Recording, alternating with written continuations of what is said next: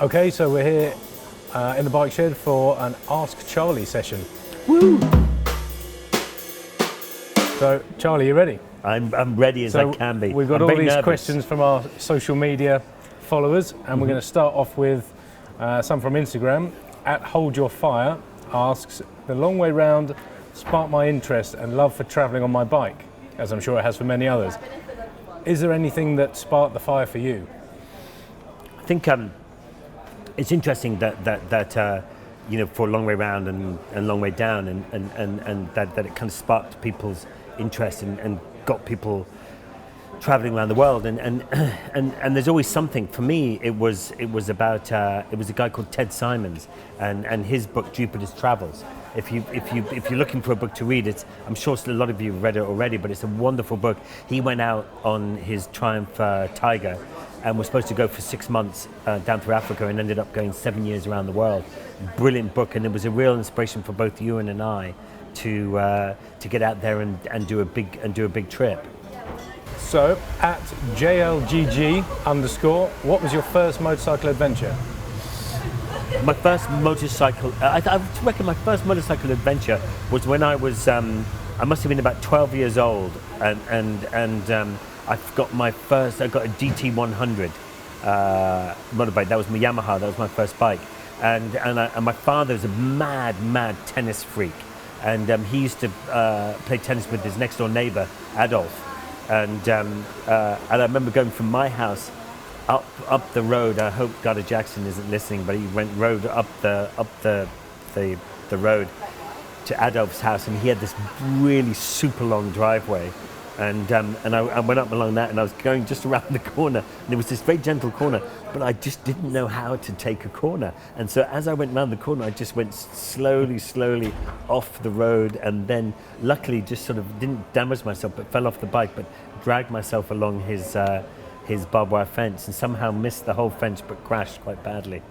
And so that was the beginning of many crashes. But that was my first big adventure. Richard Taylor asks, how's the old pin, Charley? Has it recovered properly yet? So I suppose he's referring to my crash that I had in 2016, where I smashed both my legs up really badly and broke a little bone here as well. It's been it'll be 3 years in February, and I'm only just really getting over it. So it's been a long time. Lots of questions, lots of possibilities of losing the leg and keeping the leg, learning to walk again and all that kind of stuff. So it's been quite difficult. But I'm through it and raring to go for this year, 2019. Well, there is another question based on that from @PLUGINADVENTURE on Twitter. Regarding the long way back, what would you say is the most difficult part of your recovery? Was it the physical or the mental? I think Long Way Back is a book I wrote about my recovery and my accident, and it was all about my childhood and growing up as well, about the reflection of when you're sitting there in hospital. I think one of the really hardest things about the accident was at the beginning, when we were really unsure about whether or not my legs would work again properly, and you know, my wife and my kids and friends would come and visit me in the hospital during the day, but you know, the doctors would visit and explain things, and sometimes it was quite negative, some of the talk from the doctors, and then people would go and they'd go home, and you'd be left at night time on your own, and you'd really, you know, some of the darkest moments was late at night when you wake up and there's no one around, and you're left with your own thoughts, and you know, your mind plays games on you at night time as well. So I think that was probably some of the darkest times I've ever come across was those nights in bed in hospital, not sure about the outcome and whether or not I'd be able to ride a bike how I used to. So yeah, that outweighed the physical pain and the cage, and yeah, I think it did outweigh the physical pain of the cage, because once everything was set and the screws were put into your leg, the pain actually goes away. There's not too much pain. So yeah, but your mind often plays tricks on you, and I remember and I know I'm waffling on a bit, but I remember the first time I decided to get back on a motorbike, and I remember getting on the motorbike and having had all these things. I got my wife to help me, and I walked with crutches to the bike, and I got on the bike and I started it up, and I rode down the road, just up and down my street. And the joy and the excitement of realizing that actually I think I'm back was overwhelming. It was I must say I did cry in my helmet as I was riding down the road. Tears of joy. Great. Well, while we're on a positive, Mark Potter from Potsky Media, who you know. Oh, I know Mark. Yeah. His question is, who's faster, Bike Truck, Billy, or you? Billy says he's faster, way faster. Well, not wanting to be mean to Billy, but he can't ride very well. But and Potsky's not much better either. But so I think it's me. From your long way round trip, is there anything specific you would not do again? This is from Don.Part1. I don't think there is really, because I think neither Ewan or I really knew what we were doing most of the time. So each day, you wake up in the tent in the middle of the Road of Bones or Kazakhstan or I don't know, wherever we were, and you'd sit up and I would shout to you, and I said, so what's going to happen today? And he'd go, I have no fucking idea what's going to happen. So we never really knew, and so it was so new, the whole thing. I don't think I would change anything really. At Scrambler Stories, their question is there a country that you haven't ridden in yet that you'd like to? I get asked this question a lot, is there a country that I'd like to ride in that I haven't ridden in yet? And absolutely, there's half the world that I haven't ridden in yet. And I think one of the places I really, really like to ride is in South America and Central America and Mexico. Those I would really, really like to have a look at that, and I've been looking in that direction for a while now, and so with a bit of luck, going to head down there. Dan MC746, his question is, if you could do one more motorcycle trip, what would that be? If I could do one more motorcycle trip, oh my gosh, well, I couldn't. There isn't one more left in me. There's got to be at least 10 left in me. So the next one I would like to do, I would like to go and explore South America, really, with a good mate. Yes, you'll put on Twitter, Instagram, and just throw your CV out there and let's see who can come along. Well, there was someone who had a question along those lines. Aussie Greyhound, hi Charlie, would you do more road trips with other celebs as well as you, and could I tag along? I would, well, it's funny, I was asked that question a lot about, Charlie, if you were going to go off and ride, I'd love to come and ride with you. And so about 7 or 8 years ago, I started doing these motorcycle tours where we go from South Africa, Cape Town to Victoria Falls, through South Africa, Namibia, Botswana, Zimbabwe, and then sort of back down again. And so we've been doing that once a year, every year for the last 10 years.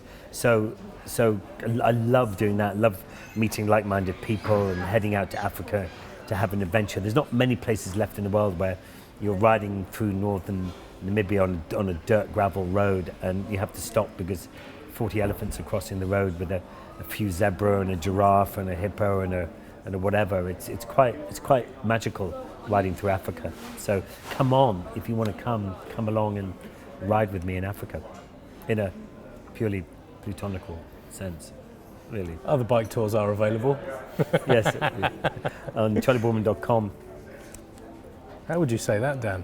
Kinza. Knisa. The Motorcycle Room Knisa, their question is, have you forgiven KTM yet? The question was, have I forgiven KTM yet? I think KTM are probably still kicking themselves. I think I was a little bit annoyed with KTM. I think if people have seen Long Way Round, they would see my little my disappointment on the show. I think I was more disappointed in the fact that they felt that they thought that we couldn't do it, and that was the thing that really annoyed me the most. And I don't think it's up to them to decide whether or not we could or couldn't make it. Either their bikes could or couldn't do it. Didn't really matter. The fact was that we wanted to go and do it. And So they thought that you guys wouldn't make it, Yeah, rather than I the think- bikes wouldn't make it. I think that they suggested that they thought that we wouldn't be able to make it, not necessarily their bikes, and that's I think what annoyed me the most was, you know, that it wasn't up to them, you know, and whereas when we used BMW, they said, yep, here are the bikes, you know, good luck, we hope you can do it, you know, so it's a very different attitude. And would you have done it differently if you had bought the bikes and not had them provided by the manufacturer, do you think? I think, you know, who knows what we would or wouldn't have done, whether or not what bikes we would have chosen. I think at the time, you know, this is sort of 12 or 13 years ago. At the time, you know, the choice of bikes that could make it were actually quite limited.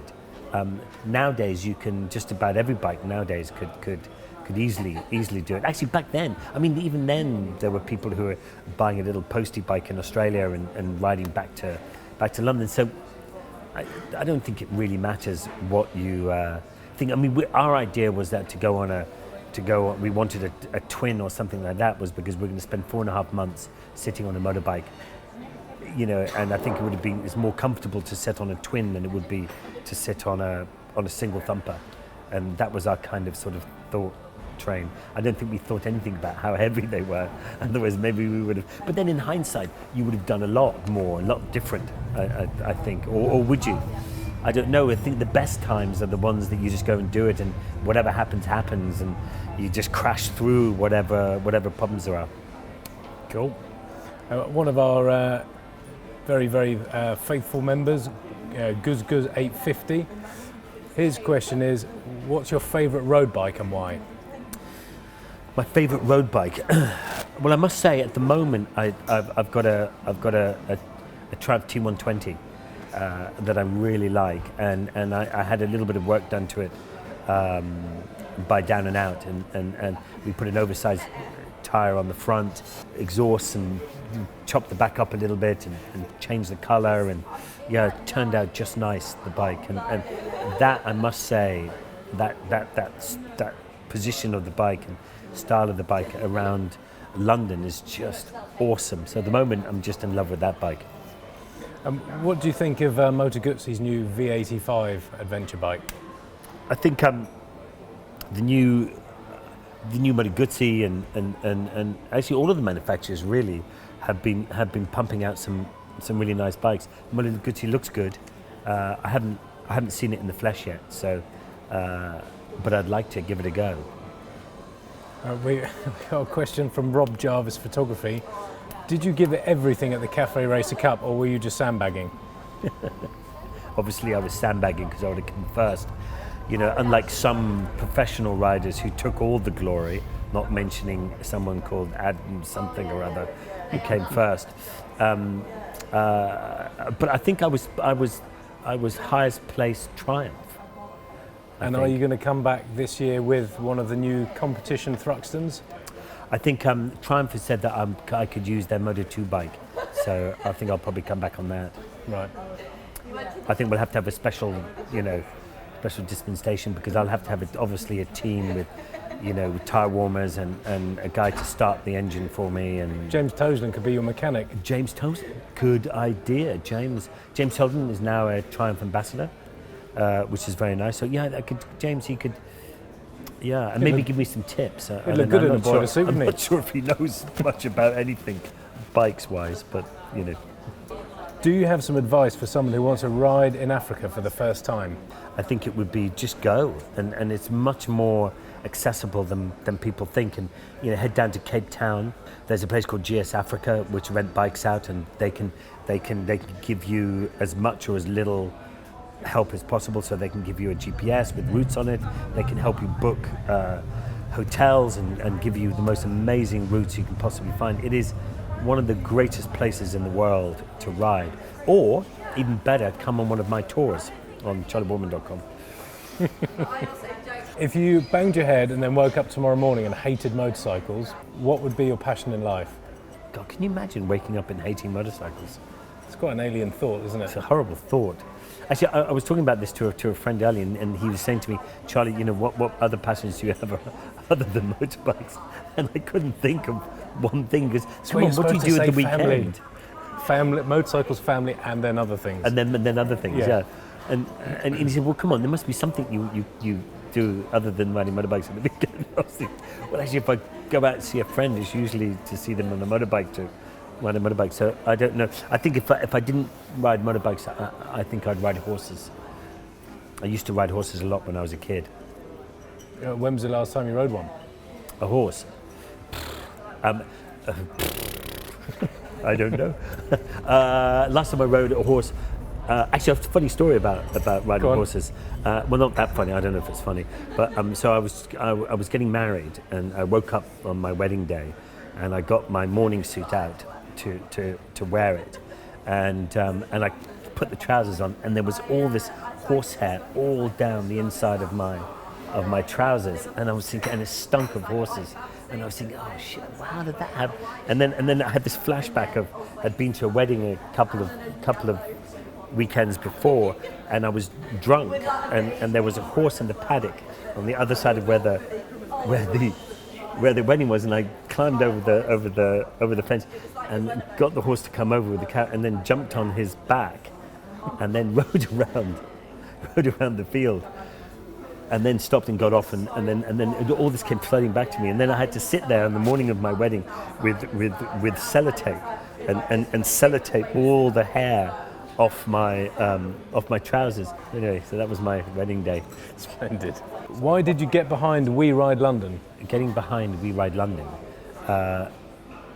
was something that we felt that motorcycles and scooters in London weren't being represented properly, and that we needed to have a bit of a campaign, a bit like bicycles in London have had a very successful campaign, and that these admission charges were coming through, and they were lumping motorbikes in with cars, and other things that we needed to get right for bus lanes, and all sorts of stuff that we wanted to get right, and help motorcyclists, and of course TfL in the end, or the mayor's office just don't give a really, and they've lumped in motorbikes, which I think are part of the solution, not the problem, have been lumped in with cars, and so here we are now with motorbikes and cars all having to pay the same amount of money. When you think about getting from Hammersmith to the bike shed in a motorbike takes about 28 minutes, and in a car it takes an hour and a half, and so it's an easy answer. What do you think to electric bikes? I'm super keen on electric bikes. I think that's certainly for around town and that kind of suburban commute, and maybe just that little bit further, I think is a brilliant idea. I think, and if you look at some of the manufacturers like Zero and Alta and a whole bunch of the others that are coming through, there are some very nice bikes coming through. So I'm a big fan of electric bikes. I think they definitely have their place. What I would like to see with the bike manufacturers, because they're all going electric now, and so every manufacturer will have an electric bike. I think one of the ways to go forward would be for all the bike manufacturers to get together and to agree on a battery size. So let's say, for instance, it's like the AA battery that fits into whatever it is. So you would have a movable battery from a motorbike, so that you could then eventually go to these different charge banks, like in a petrol station, and pull the battery out, put it in the wall, take another one out, and put it back in.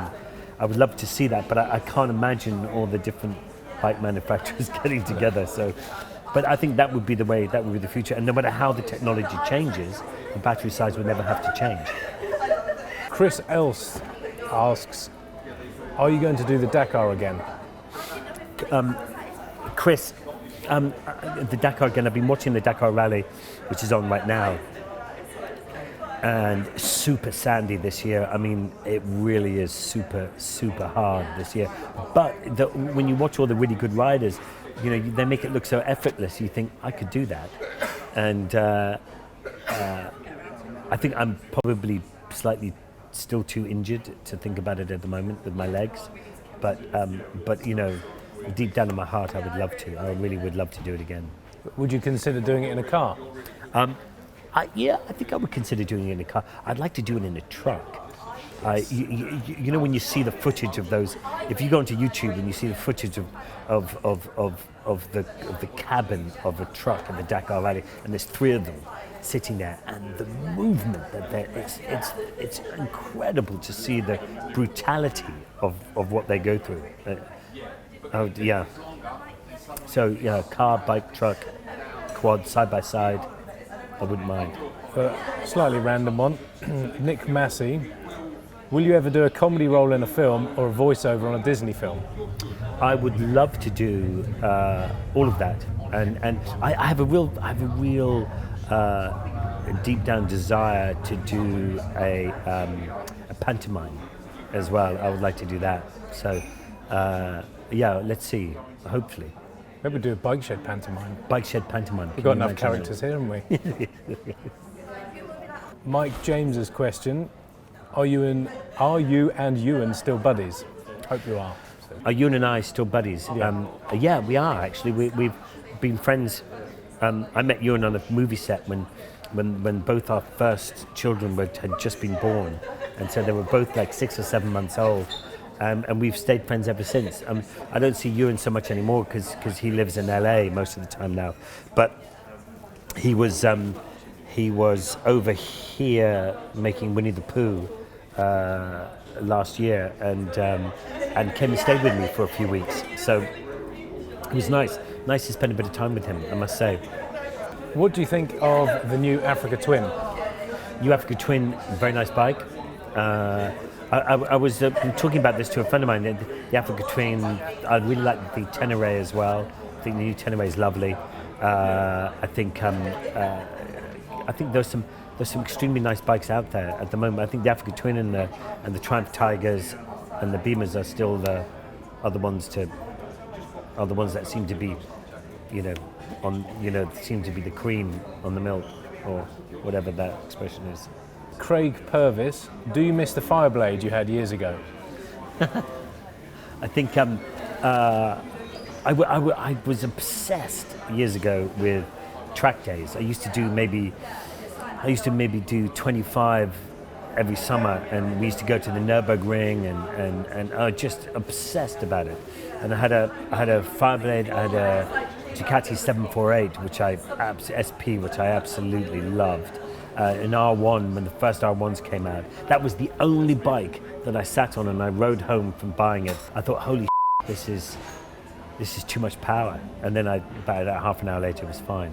But yeah, no. I mean, I think the Fireblade is probably one of the great track day tools. You know, you could even buy an old one now with wrecked fairings and stuff like that, and put some race fairings on it, and you've got a track day tool. Cool. Last one. Which road or route in the British Isles are you most fond of? When I was nuts on sports bikes, I used to meet mates of mine just outside Guildford at a petrol station, and we used to go over the South Downs and down to Brighton or Bognor for breakfast early in the Sunday morning. And I loved riding all through those little roads and stuff. There was some beautiful roads around there. But I think if I was going to ride anywhere, it would be probably on the west coast of Scotland, up around Skye and Loch Carron, and up on the mountain pass towards Applecross is beautiful riding around there. So that's where I'd go. Cool. Okay guys, don't forget to look at the YouTube channel and look at all the new videos, and don't forget to click to subscribe so you can find out exactly what's going on. We're going to have a bumper year this year.